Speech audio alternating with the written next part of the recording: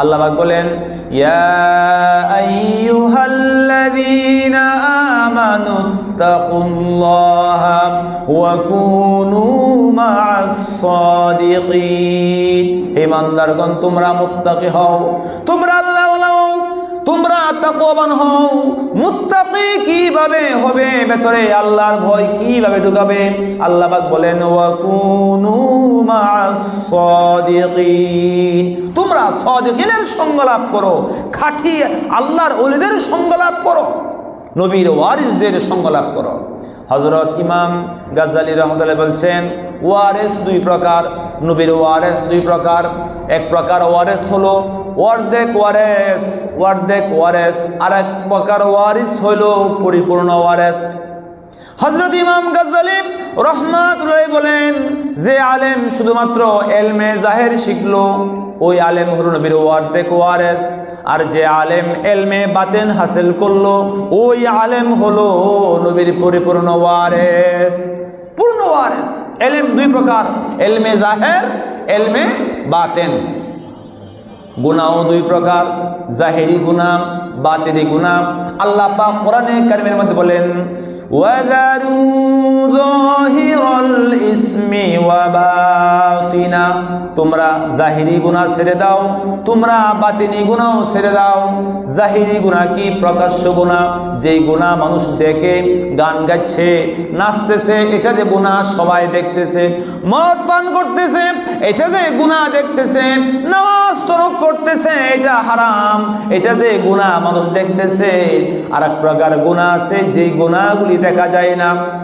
সেই গুনাহ কি? সেই গুনাহ হলো আত্মার মধ্যে লুকায়িত গুনাহ, অহংকার, হিংসা, রিয়া। নামাজ পড়তেছি, সুন্দরভাবে নামাজ আদায় করতেছি, উদ্দেশ্য হলো মানুষ আমাকে দেখে বলো, লোকটা বড় নামাজি, বড় পরহেজগার, দেখেন না নামাজ। এটা কেউ বাহ্যিক বোঝা যায় না, ভেতরে যে আমার শয়তানি। নামাজটা আল্লাহর জন্য না, মানুষকে দেখানো করতেছি। দান করতেছি, মানুষগুলো অমুক বড় দানবীর, অথচ আমি খুব নম্রভাবে দিচ্ছি। উদ্দেশ্য কি? মানুষ বলুক দানবীর। এই যে ভেতরের বদ নিয়ম, এটা দেখা যায় না। ঠিক তদ্রূপভাবে অহংকার ভিতরে লুকায়িত আছে। আমি এই এলাকার বড় হুজুর, আমি এদেশের বড় আবেদ, বড় ইবাদতকারী। ভিতরে ভিতরে কি হুজুর? উপর দিয়ে ভাই আমি গুনাহগার নাকান্দা, আর ভিতরে ভিতরে কি আমি বড় হুজুর, আমি বড় ইবাদতকারী, অত বছর ধরে আমল করতেছি, নামাজ পড়তেছি। এই যে ভিতরে ভিতরে হুজুর, অহংকার, কিবর, এই রূপগুলি বাতিনি রূপ, দেখা যায় না। হিংসা সবচেয়ে জঘন্য একটা রোগের নাম হিংসা। হিংসা কি? অন্য মুসলমান ভাইয়ের উন্নতি দেখে আমার ভেতরে জ্বালা পোড়া সৃষ্টি হয়েছে, এটা কি ধ্বংস করা যায়? অমুক তো বড় হয়ে গেছে, মানুষ তাকে সম্মান করতেছে, আমার ভেতরে সহ্য হচ্ছে না। অমুক তো ধনী হয়ে যাচ্ছে, অমুকের সন্তানগুলি উচ্চ উপরে উপরে উঠতেছে, আমার ভিতরে জ্বলতেছে, আমি তার ধ্বংস কামনা করতেছি। এটা কি? ভেতরে ভিতরে জ্বলতেছে, এর নাম হিংসা। রাসূল করিম সাল্লাল্লাহু আলাইহি ওয়াসাল্লাম বলেন, ইয়াকুমুল হাসাদ, তোমরা হিংসা থেকে বাঁচো। ফাইন্নাল হাসাদা ইয়াকুলুল হাসানাতি কামা তাকুলুন নারুল হাতাব। আগুন যেমন শুকনা খাট জ্বলে পুড়ে ছাই বানায় দেয়, মানুষের অন্তরে হিংসা থাকলে হিংসা মানুষের আমলগুলো তেমন ভাবে জ্বলে পুড়ে ছারখার করে দেয়। আগুন শুকনা কাঠ যেমন জ্বলে শেষ করে দেয়, আমার ভেতরে যদি হিংসা থাকে, অন্যের উন্নতি দেখে, অন্যের সুনাম দেখে আমার ভেতরে জ্বলে, তাহলে এই জ্বালা পোড়া থাকলে আমার নেক আমলগুলি জ্বলে পুড়ে ছারখার হয়ে যাবে। এই রাতের তাহাজ্জুদ, দান খয়রাতের আমল সব শেষ হয়ে যাবে, ভিতরে হিংসা থাকে। তাহলে হিংসা এটা দূর করতে হবে, ইচ্ছা করলেই দূর করা জানা। এটা দূর করা যা অনেক কঠিন, আমরা পারি না, এই জন্য সাধনা করতে হয়। আল্লাহর ওলিদের সবলতাইকা সাধনার মাধ্যমে ভেতরে আল্লাহর ভয় ঢুকাতে পারলে, আমি আমার আমিত্ব দূর করতে পারলে, আমি যে কিছুই না, আমি যে আল্লাহর গোলাম, নিজে যে আমি সবচেয়ে নিকৃষ্ট, এই কথা দিলে আসলে হিংসা অন্তরে থাকবে না। হিংসা দূর করতে হবে, অহংকার রাখা যাবে না। যারা পরিমাণ অহংকার যদি কারো দিলে থাকে, সে বেহেশতে প্রবেশ করবে না। লা ইয়াদখুলুল জান্নাতা মান কানা ফি কলবিহি মিসকালু যাররাতিন মিনাল কিবর। রাসূল পাক সাল্লাল্লাহু আলাইহি ওয়াসাল্লাম বলেন, যার অন্তরের মধ্যে যারা পরিমাণ অহংকার থাকবে, সে বেহেশতে প্রবেশ করবে না।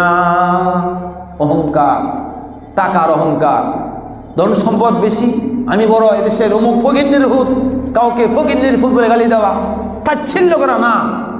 বড় আবেদ, আমি বড় আলেম, খুব বেশি জানি, আমার বংশ অতি দামি বংশ, বংশের অহংকার চলবে না। টাকার অহংকার চলবে না, সম্পদের অহংকার চলবে না, এবং ইবাদতের অহংকার না, ইলমের অহংকার না, শক্তির অহংকার না। আমার শক্তি ডাক দিলে 20টা 30টা লাঠি আসবে, শক্তির অহংকার। অর্থাৎ কোনো প্রকার অহংকার করার অধিকার আল্লাহ পাক তার কোনো বান্দা বান্দিকে দান করেন নাই। আমাদের মধ্যে অহংকার চলে আসে কিনা বলে? অহংকার যারা পরিমাণ অহংকার করা যাবে না, টাকারও না, পয়সারও না, বংশেরও না। এমনকি রাস্তার ভিক্ষুক যে মনে করতে হবে সেও আমার আল্লাহর বান্দা, আমার আল্লাহর গোলাম। আমি যে আল্লাহর গোলাম, ভিক্ষুকটাও সে আল্লাহর গোলাম। আল্লাহ পাক আমাকে এই চেয়ারে বসাইছে, তাকে রাস্তায় বসাইছে। যদি আমার চেয়ে বন্দিগি তার বেশি থাকে, সে আমার চেয়ে দামি। যদি আমার চেয়ে গুনাহ তার কম থাকে, সে আমার দামি। তার চেয়ে গুনাহ আমার বেশি থাকলে আমি সবচেয়ে বড় গুনাহগার। নিজের প্রতি বদগুমান রাখা, আমি হলাম এই এলাকার সবার চেয়ে কম দামা এবং নিকৃষ্ট। তাসাউফ কি? আত্মশুদ্ধি কি? আত্মশুদ্ধি হচ্ছে নিজকে মিটিয়ে ফেলা। আমি সবচেয়ে দুর্বল, আমি সবচেয়ে কমজোর, আমি সবচেয়ে নিকৃষ্ট। কার চেয়ে নিকৃষ্ট? রাস্তার মানুষের চেয়ে নিকৃষ্ট। আমি বাজারের মানুষের চেয়েও কম দামা। আমি যে ডিপার্টমেন্টে আছি, আমার শ্রমিকদের চাইতেও আমি আল্লাহর কাছে কম দামা। আমি যে সংসারটা করি, আমি আমার বিবির চাইতেও কম দামা। আমি আমার সন্তানের চাইতেও কম দামা। আমার সন্তান কথা শুনে না, অত বিবি সাহেব উল্টা পাল্টা করেন, তারা গুনাহ করেন। ওই বিবি আল্লাহর বান্দি, আমার মা বাবা সন্তানগুলো তারাও আল্লাহর বান্দা, আমিও আল্লাহর বান্দা। সন্তানের উপরে আমার আজমত নিয়ে অহংকার করার অধিকার নাই। সন্তানের উপরে বাবার অহংকার, হ্যাঁ তোমার চেয়ে বয়স আমার বেশি বাবা, এটা একটা মর্যাদা, এটা সমস্যা না। তোমার চেয়ে আমি একটু বেশি জানি, এটা সমস্যা না। তোমার চেয়ে আমি শ্রেষ্ঠ, এটা করা যাবে না। অবশ্যই ছাত্রের উপরে উস্তাদ তো বেশি জানবে, স্বাভাবিক, এটা বলার সমস্যা না। ছাত্রের চেয়ে উস্তাদ বেশি জানে, এটা সমস্যা না। কিন্তু অহংকার, তোমার চেয়ে আমি শ্রেষ্ঠ, এটা বলার সুযোগ নাই। আমরা বলি তুই তো মানুষের জাতেই না, না, এরকম বলা যাবে না। মনে রাখতে হবে আমি হলাম এই পৃথিবীতে সবার চেয়ে নিকৃষ্ট। কারণ অহংকার করার অধিকার আল্লাহ পাক আমাকে দেন নাই। আমি তো আল্লাহর গোলাম। আমি যদি যারা পরিমাণ অহংকার দিলে রাখি, তাহলে রাসূল বলছেন লা ইয়াদখুলুল জান্নাহ, সে জান্নাতে প্রবেশ করবে না। তো ভাই, এই অহংকার থেকে নিজেকে রক্ষা করা। অহংকার একটা বাতিল গুনাহ, এটা দিলে থাকে, এটা বাহ্যিক চোখে দেখা যায় না। আল্লাহ বলেন ওয়াযারু যাহিরাল ইসমি ওয়া বাতিনা, তোমরা জাহিরি গুনাহ ছেড়ে দাও, বাতিনি গুনাহ ছেড়ে দাও। যে গুনাহগুলি মানুষ দেখে এইগুলিও ছেড়ে দাও। যেই গুনাহগুলি নীরব নির্জনে হয়, কেউ দেখে না, এই গুনাহগুলিও তোমরা আল্লাহর ভয়েতে ছেড়ে দাও। গুনাহ দুই প্রকার, জাহিরি গুনাহ, বাতিনি গুনাহ। বন্দেগীও দুই প্রকার, ইবাদত দুই প্রকার, জাহিরি ইবাদত, বাতিনি ইবাদত। জাহিরি ইবাদত হলো নামাজ, রোজা, হজ, যাকাত, কোরআন তেলাওয়াত, জিকির আজকার, জাহিরি ইবাদত দেখা যায়। আর এক প্রকার ইবাদত রয়েছে, সেটা হলো বাতিনি ইবাদত। এর মধ্যে রয়েছে তওবা। সামান্য গুনাহ হতেই সে আল্লাহর তওবা করে, অতীত গুনার জন্য তওবা করে, দিলে দিলে তওবা করতেছে, কেউ দেখতেছে না, কেউ দেখতেছে না। গুনাহ তো হবেই, মানুষ আমরা, মানুষের পক্ষে গুনাহ মুক্ত চলা সম্ভব না। আল্লাহ পাক আমাদেরকে দুর্বল করেই বানাইছেন। রাসূল পাক সাল্লাল্লাহু আলাইহি ওয়াসাল্লাম বলেন, আদম সন্তান সবাই গুনাহগার। সবচেয়ে দামি আদম ওই ব্যক্তি যে ব্যক্তি গুনাহ করার পর তওবা করে। গুনাহ করার সাথে সাথে সে তওবা করে। গুনাহ তো হয়েই যায়, বেশ কম হলো গুনাহগার দ্বারা পাপী ব্যক্তি, সে তার গুনাহকে মনে করে আরে এটা গুনাহ করছে রে, কি এটা একটা মাছি নাকে বসছে, তারাবো উড়ে যাবে, তওবা করবো শেষ হয়ে যাবে, এটা কে মনে করে? পাপী মনে করে। এই কারণে সে বারবার গুনাহ করার তো শক্তি পায়। আর নেককার ব্যক্তি সে মনে করে হাইরে যে গুনাহ করে ফেলছি, আমি তো মহা অন্যায় করে ফেলছি, অন্যায়টা কেউ দেখে নাই, আমার রব আল্লাহ পাক দেখছেন, কাজে আমার মাথার উপরে যেন পাহাড় পড়ে আছে, পাহাড়টা আছে যে কোনো মুহূর্তে আমার মাথার উপরে সেটা পড়ে যাবে। কি বলেন, যদি মাথার উপরে পাহাড় উঠে আসে তাহলে কি বিপদ ভয় কম না বেশি? বেশি ভয়। নেককার ব্যক্তি যিনি আত্মাটা সহ্য, তাকে যখন শয়তান গুনাহ করায় ফেলে সে মনে করে আমার মাথার উপরে বিশাল পাহাড়, যে কোন মুহূর্তে পাহাড়টা আমার উপর পড়ে যাবে, এই ভয়েতে সে তওবা করতে পাগল হয়ে যায়। সাথে সাথে সে ইস্তিগফার করে, তওবা করে, গুনাহ করছে দিলে দিলে তওবা করে, কেউ দেখে না। কি বলেন, দিয়ে দিলে তওবা করা যায় না? জবান নড়াইলাম না, মুখ বললাম না, হাতে কিছু করলাম না, দিলে দিলে কান্না কান্নাই ভেঙে পড়লাম, আল্লাহ যে অন্যায় আমি করেছি যদি তুমি মাফ না করো তাহলে কখন জানি আমার উপরে গজব চলে আসে। কি বলেন, পাপ কি আনে? পাপ কি সুখ আনে না দুঃখ আনে? দুঃখ আনে। পাপে আনে দুঃখ। মাইয়ামাল সুআন ইউযাবি, আল্লাহ পাক বলেন যে কেউ গুনাহ করবে সে অবশ্যই শাস্তি ভোগ করবে, গুনাহ করলে শাস্তি ভুগতেই হবে। এটা আল্লাহ পাক গুনাহর সঙ্গে শাস্তি জুড়ে দিয়েছেন। রাষ্ট্রে বসবাস করেন, সরকার বিরোধী রাষ্ট্র বিরোধী কর্ম করলে রাষ্ট্রদ্রোহী মামলা হবে কিনা? হবেই হবে, এবং সর্বোচ্চ শাস্তি আপনাকে ভোগ করাই লাগবে। ঠিক তদ্রূপভাবে মালিক আল্লাহর সঙ্গে যে নাফরমানি করে, আল্লাহ পাক ফেরেশতা রাখছেন, ফেরেশতা গুনাহগুলি লিপিবদ্ধ করে, আর ফেরেশতা যার গুনাহ লিখে ফেলে, যদি সে তওবা না করে তাহলে শাস্তি ভুগতেই হবে। পাপ বাপকেও ছাড়ে না, গুনাহ করলে শাস্তি ভুগতেই হবে। নেককার বান্দা যখন তার দ্বারা শয়তান কোনো গুনাহ করায় ফেলে, পাগল হয়ে যায়, আল্লাহ আমি তো গুনাহ করে ফেলছি, আল্লাহ আমাকে মাফ করে দাও, সাথে সাথেই সে তওবা করে। এই তওবা একটা বাতিন ইবাদত।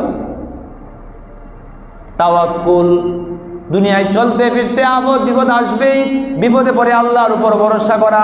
হঠাৎ করে খাবার নাই, অর্থ সংকট, তখন আল্লাহর উপর ভরসা করা। দুশমন মামলা দিয়েছে, কঠিন বিপদ দেখা যাচ্ছে, বিপদে পড়ে ভরসা রাখা কার উপরে? আল্লাহর উপরে। ভরসা কার উপরে? আল্লাহর উপরে। কারণ আমি জানি আল্লাহর হুকুম ছাড়া কিছুই হয় না। দুশমন আমার জন্য যে বিশাল মামলা ফিট করেছে, যে বিপদ আমার জন্য তৈরি করছে, যে অস্ত্র আমার জন্য দাঁড়াইতেছে, কিন্তু আমার আল্লাহর হুকুম না হলে দুশমন আমার কোনো ক্ষতি করতে পারবে না। পারবে? রাসূল পাক সাল্লাল্লাহু আলাইহি ওয়াসাল্লাম বলেন, ইহফাজিল্লাহ ইয়াহফাজুকা, তুমি আল্লাহর হুকুমের হিফাজত করো, আল্লাহ পাক তোমাকে হিফাজত করবেন। তুমি আল্লাহর হুকুমগুলো ঠিকঠাক মতো পালন করো, তোমার যখন দরকার আল্লাহর সাহায্য, তুমি আল্লাহকে সম্মুখে পাবে। আল্লাহর সাহায্য যখন দরকার তখন তুমি পাবে।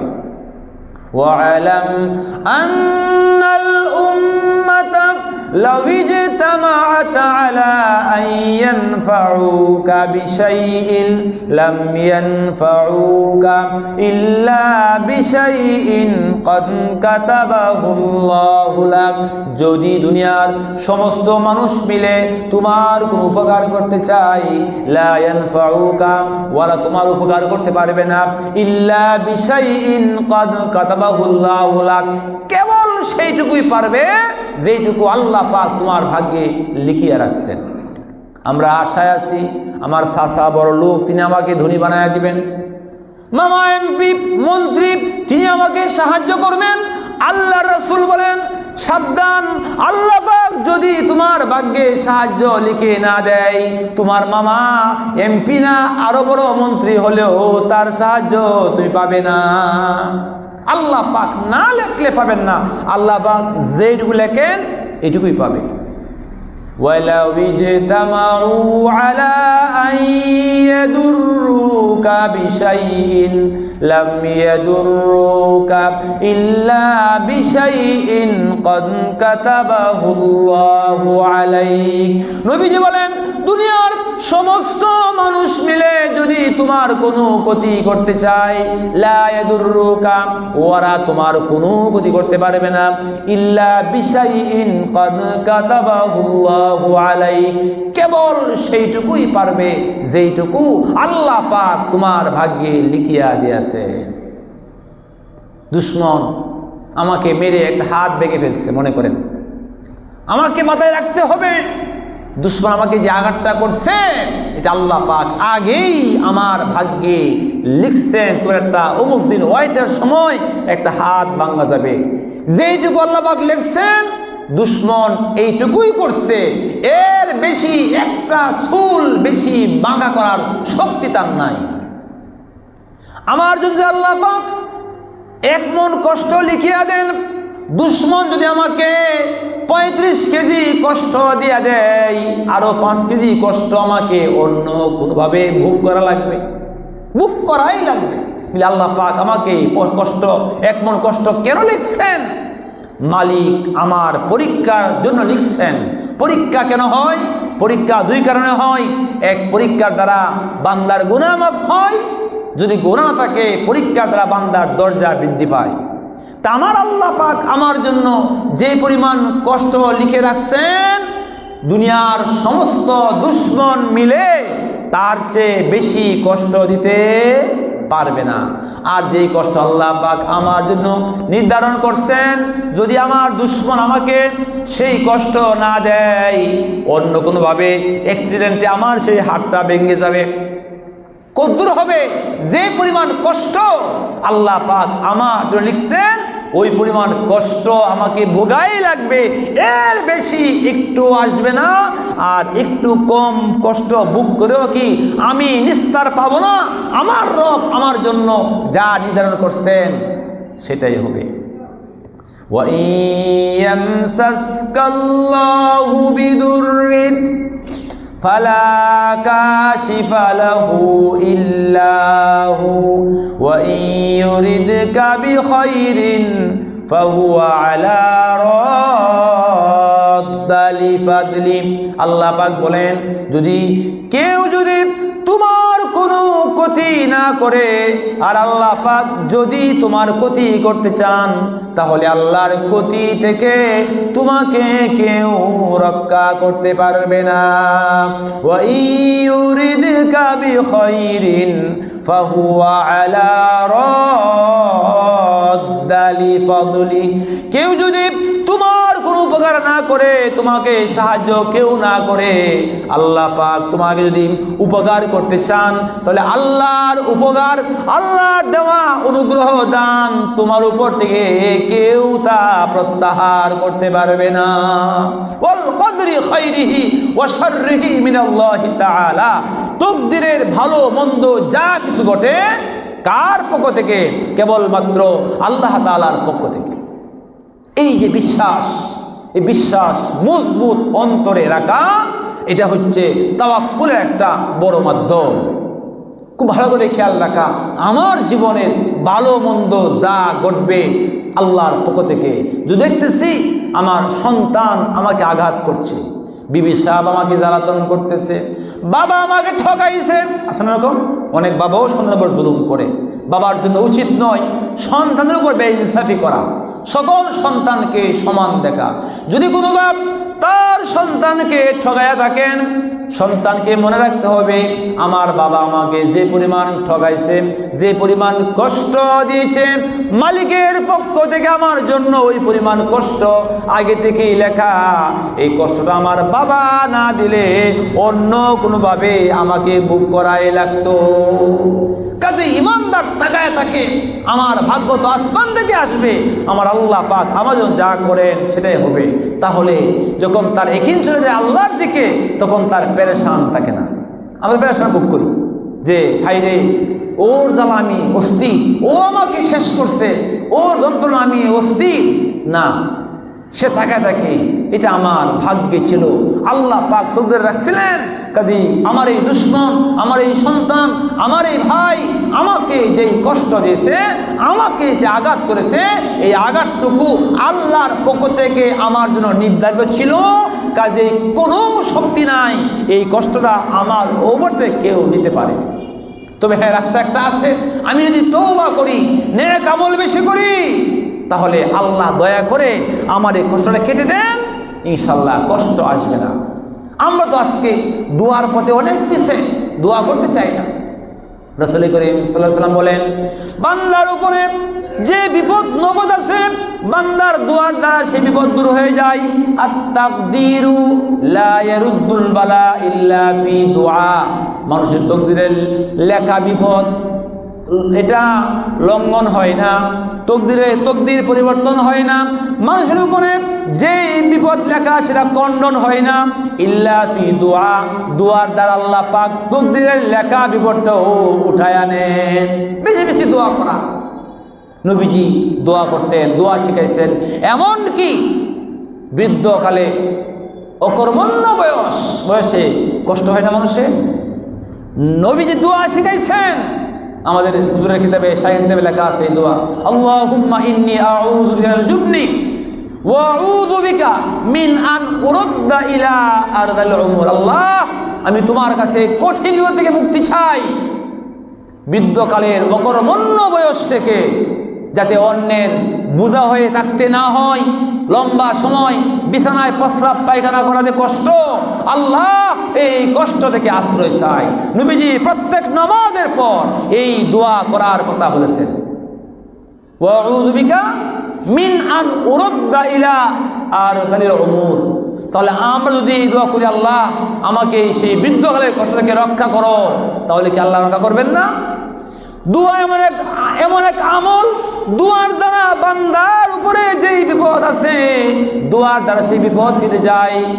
স্বামী জ্বালাতন করে বিবি যদি আল্লাহকে কান্দে, আল্লাহ আমাকে এই জালেম স্বামীর কষ্ট থেকে উদ্ধার করো, স্বামীকে বুঝ দিয়ে দাও, আল্লাহ পাক ওখান থেকে বাঁচাবেন। শাশুড়ি জ্বালাতন করে আল্লাহর কাছে দোয়া করলে আল্লাহ পাক উদ্ধার করবেন। প্রতিবেশী জ্বালাতন করে দোয়া করলে আল্লাহ পাক উদ্ধার করবেন। এমনকি বৃদ্ধকালে মরার আগে আল্লাহর পক্ষ থেকে বান্দার জন্য যে কষ্ট লেখা, এখন যদি দোয়া করে, এই দোয়াটা তার এই কষ্টটাও কেটে দেয়। দোয়া করা, বেশি বেশি দোয়া করা, বেশি বেশি জিকির করা। হাদিস শরীফে আসছে, আল্লাহর যে বান্দা আল্লাহর জিকির করে, বেশি বেশি জিকির করে, জিকিরের কারণে আল্লাহর কাছে দোয়া করার সময় পায় না, আল্লাহ পাক তাকে দোয়াকারীর চাইতেও বেশি ফজিলত দিয়া দেয়, তার চেয়েও বেশি লাভ হয়। কোরআন তেলাওয়াত, যে ব্যক্তি কোরআন কারীমে ব্যস্ত, কোরআন তেলাওয়াত বেশি করার কারণে যে ব্যক্তি দোয়া করার সময় পায় না, আল্লাহ পাক তাকে দোয়াকারীর চেয়েও বেশি দান করেন। এই জন্য ভাইয়েরা, পৃথিবীর আল্লাহ পাক আমাদেরকে পাঠিয়েছেন আমল করার জন্য। আমল যে করলো সেই তো কামিয়াব, আমল যে করলো না সেই তো মহা ক্ষতির মধ্যে আছে। দিলে রেখে রাখা, আমার ভাগ্যের ভালো মন্দ যা ঘটবে আল্লাহ পাকের পক্ষ থেকে। কাজেই যে বিপদ আল্লাহ পাক আমার জন্য নির্ধারণ করেছেন, এটা আমার জন্য পরীক্ষা। কেন পরীক্ষা? যাতে আমার গুনাহগুলি মাফ হয়ে যা। আল্লাহ দেওয়া কষ্টে সবর করলে আমার গুনাহ মাফ হবে। আজ বলেন, আমি তো এমন তওবা করছি যে আমার গুনাহ আল্লাহ পাক মাফ করে দিয়েছেন, তাহলেও বিপদ আসবে। কেন আসবে? যাতে আপনি আমার দরজা আল্লাহর কাছে বেড়ে যায়। রাসূল করিম সাল্লাল্লাহু আলাইহি ওয়াসাল্লাম বলেন, আশাদুল বালা আল আম্বিয়া সুম্মাল আমসাল ফাল আমসাল। সবচেয়ে বেশি কঠিন বিপদের পরীক্ষা আসছে নবীদের উপরে। সুম্মাল আমসাল ফাল আমসাল, এরপরে ইমানি মজবুতি, ইমানি যোগ্যতা যার মধ্যে যত বেশি, তার উপরে আল্লাহ পাক কষ্টের পরীক্ষা, মুসিবত তত বেশি দান করেন। মৃত্যুর পর এই সামান্য হায়াতের পর আল্লাহ পাক অনন্তকালীন জান্নাত দিবেন। এত দামি জান্নাত, এই জান্নাতের ফজিলত, এই জান্নাতের মূল্য পরিশোধ করার ক্ষমতা আমাদের কারো হবে না। কোন ব্যক্তি যদি জন্মের দিন থেকে শুরু করে মরণ পর্যন্ত যদি সে আল্লাহর কুদরতি পায়ে সেজদায় পড়ে থাকে, তবু জান্নাতের মূল্য আদায় হবে না। তখন আল্লাহ পাক বান্দাকে চান জান্নাতের একটি উঁচু আসন দান করবেন। বান্দা দেখেন, আল্লাহ পাক দেখেন বান্দা যে আমল করতেছে, এই আমলের দ্বারা সে জান্নাতের উঁচু মাকাম পাবে না, উঁচু আসন পাবে না। তখন আল্লাহ পাক বান্দাকে মুসিবত দান করেন, দুঃখ দান করেন। তখন বান্দা দুঃখের মধ্যে পড়ে, যখন বান্দা সবর করে, ধৈর্য ধারণ করে, আল্লাহ পাক এই ধৈর্যের বিনিময়ে তাকে সেই উঁচু আসন দান করেন। কুল্লু নাফসিন যায়িকাতুল মাউত, আল্লাহ পাক বলেন প্রত্যেকটি মানুষ মৃত্যুর স্বাদ গ্রহণ করবে। ওয়ানাবলুকুম বিশ-শাররি ওয়াল খাইরি ফিতনা, আমি আল্লাহ পাক তোমাদেরকে দুঃখ দিয়া পরীক্ষা নিব, সুখ দিয়া পরীক্ষা নিব। ওয়া ইলাইনা তুরজাউন, আর তোমরা আমি আল্লাহর কাছেই ফেরত আসবে। কাজে দুনিয়াতে সুখটাও আল্লাহর পরীক্ষা, দুঃখটাও আল্লাহর পরীক্ষা, সুখটাও আল্লাহর পরীক্ষা, দুঃখটাও আল্লাহর পরীক্ষা। আল্লাহ পাক কাউকে সুখে শান্তিতে রাখেন, এটা আল্লাহর নিয়ামত। আল্লাহর নিয়ামত বান্দা সুখের অবস্থায় যদি আল্লাহকে ভুলে না যায়, সুখ শান্তির হালতে আল্লাহর নিয়ামতের শুকর করে, 5 ওয়াক্ত নামাজ পড়ে, আল্লাহকে ভয় করে জীবন যাপন করে, আল্লাহ পাক তাকে নিয়ামত আরো বাড়ায় দিবেন। আল্লাহর নিয়ামত। আল্লাহ পাক যদি কাউকে দুঃখে রাখেন, কষ্টের পরীক্ষা রাখেন, বলতে হবে কষ্টের পরীক্ষায় পড়ে বান্দা যদি সবর করে, ধৈর্য ধরে, তাহলে বুঝতে হবে এই কষ্টটা আল্লাহর আরো বড় নিয়ামত। আমরা দুনিয়াতে যখন কেউ দেখি সুখে আছে, বলি মাশাআল্লাহ কত ভাগ্যবান। যখন দেখি কেউ দুঃখে আছে, দুঃখী বান্দা দুঃখে পড়ে সে সবর করতেছে, তখন বলি আরে ওর কপালটা বড় খারাপ, বড় কষ্টের কপাল। না ভাই, ওই লোকটাকে আল্লাহ পাক কষ্ট দিয়ে পরীক্ষা নিচ্ছেন। কষ্টে পড়ে বান্দা আল্লাহকে বলে নাই, 1 ওয়াক্ত নামাজ তরক করে নাই, হারামে লিপ্ত হয় নাই, অন্যায় লিপ্ত হয় নাই, বুঝতে হবে এই কষ্টটা আল্লাহর পক্ষ থেকে আরো বড় নিয়ামত, আরো বড় নিয়ামত। এই ভাগ্য আল্লাহ পাক দিয়েছিলেন নবীগণকে, সাহাবায়ে কেরাম রাদিয়াল্লাহু আনহুম কত কষ্ট করছেন, না খেয়ে পেটে পাথর বাঁধছেন, ব্যবসার খবর রাখতে পারেন নাই, ক্ষেতের খবর রাখতে পারেন নাই, যে এক জাহাজ থেকে ফিরে আর এক জাহাজে গেছেন, কষ্টের পর কষ্ট করেছেন। যখন একটু প্রাচুর্য আসছে, ধন সম্পদ আসছে, তখন তারা বললেন যারে আমরা যখন দুনিয়ায় কষ্ট ভোগ করতাম তখন তো সবর করেছি, এখন যখন প্রাচুর্য আসছে, ধন সম্পদ আসছে, এখন তো দেখা যায় যে আমরা পরাজয় বরণ করতেছি। তারা ধন সম্পদকে ভয় পাইতেন। হযরতে ওমর রাদিয়াল্লাহু আনহু উনার সম্মুখে যখন কেউ কোনো মজার খাবার পেশ করতেন, দামি খাবার পেশ করতেন, উনি খাবার ফেরত দিতেন। একবার উনি পানি চাইলেন, উনাকে দেওয়া হলো খেজুর ভিজানো পানি, মিষ্টি পানি। উনি সে পানি বললেন আমি তোমাকে সাদা পানি চাইছি, মিঠা পানি কেন দিয়েছ? উনারা ছিলেন তাকওয়ার এত উপরে, জান্নাত জাহান্নাম চোখে ভাসত, যে কারণে দুনিয়ার কোন স্বাদ গ্রহণ করার চিন্তা করতেন না। উনি মজার খাবার দূরে সরে দিতেন, সরায়া এই আয়াত পাঠ করতেন, আযহাবতুম তাইয়্যিবাতিকুম ফি হায়াতিকুমুদ দুনিয়া ওয়াসতামতাতুম বিহা। যে আমার ভয় হয় কিয়ামতের দিন আল্লাহ পাক আমাকে বলেন, ওমর দুনিয়াতে যে আমল করছো তার মজা তো তুমি দুনিয়াতেই ভোগ করে চলে আসছো, এখন তোমার জন্য আযাব, নাউযুবিল্লাহ। এই আয়াত তো কাফেরদের সাথে, কিন্তু ওমর রাদিয়াল্লাহু আনহু উনার ভিতরে আল্লাহর ভয় এত ছিল যে উনি নিজে জরুরি খাবার ছাড়া মজার খাবার ভোগ করতে পারতেন না। তবে আলহামদুলিল্লাহ আল্লাহ পাক আমাদেরকে অনেক মজার খাবার খাওয়াচ্ছেন, অনেক সুস্বাদু দিয়েছেন। আল্লাহর দেওয়া এই নিয়ামত পাইয়া আমরা যদি আল্লাহকে ভুলে না যাই, 5 ওয়াক্ত নামাজ জামাতে আদায় করি, মাহে রমজান রোজা উত্তম তরিকায় পালন করি, সকাল সন্ধ্যায় জিকির আজকার করি, মালিকের সঙ্গে সম্পর্ক কায়েম করি, তাহলে আল্লাহ পাক দুনিয়াতেও শান্তি দিবেন, মৃত্যুর পরেও আমাদের জন্য নিয়ামত আরো বাড়ায়া দিবেন।